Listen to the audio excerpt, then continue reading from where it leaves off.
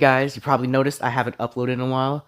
That's because of this thing right here. It's called the AYN Thor and it's genuinely one of my favorite handhelds. A lot of people say it's their endgame handheld. I don't think it's a endgame handheld at all, but it's definitely like getting there. Like I could feel like in a couple of generations from now, if they keep innovating on the design, we could get to an actual endgame console.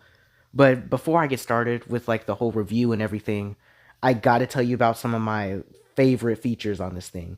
The first one basically allows me to remap my button layout to Xbox layout because if you can see, the current button layout is a Nintendo one, and you're not always going to be playing on emulators that allow you to just remap your controls.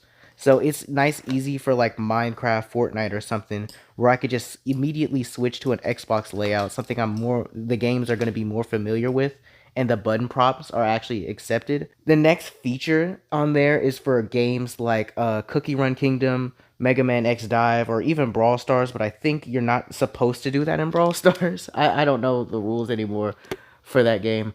But basically, you can remap your button controls to on screen inputs for games that don't have controller support, which is pretty cool. And then the final feature is called magnification. As you can see with Fortnite right here, it just allows me to put a section of my screen on the bottom. It magnifies it up. You can actually tap on the bottom screen, and it does work like a normal screen, which is pretty cool. Now, with all that out of the way, it's time to talk about what the device actually is.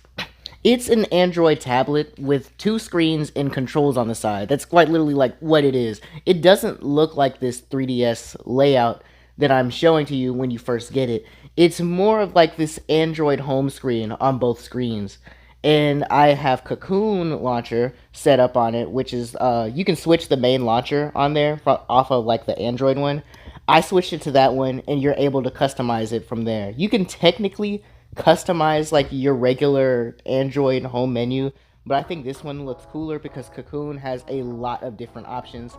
Like you can set up wallpapers, color schemes. Let's see, you can have special like you can change the sounds on there, background music, sound effects, all that, and then you can have it to where certain sound effects play during different times of the day or whatever. But I'm getting a bit too into Cocoon. This is about the Thor itself. If you want to look at Cocoon, you can search it up or click the link in the description.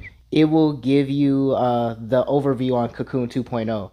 Back to about the Thor, like I was saying, it's an Android handheld. So while there are no games pre-installed, the App Store is on there, and you can go in and download Android games in some emulators that way. But you'll probably want to get like better emulators online, like Cemu for Wii U emulation, which is pretty good on here. And you just set up your emulators and you play games like that. It's pretty simple. Again, it is just an Android tablet, so like if you're thinking of buying this thing, you could probably do it on your phone as well.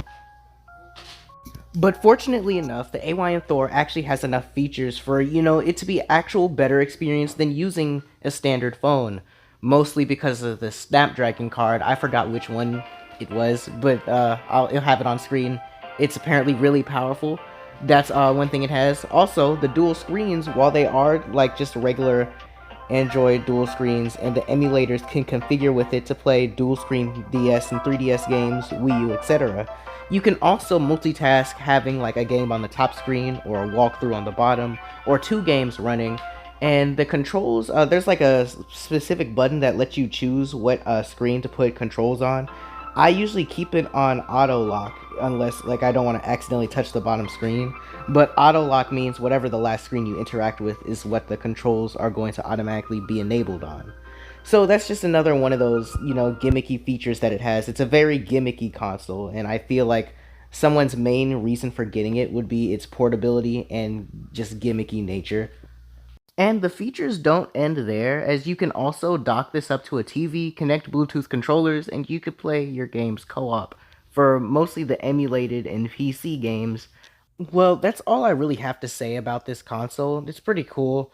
The model I have is the Pro Rainbow, but there's like four different models. The price ranges between like I think like 250 to 400, maybe like $500. So, the price ranges are it gets expensive.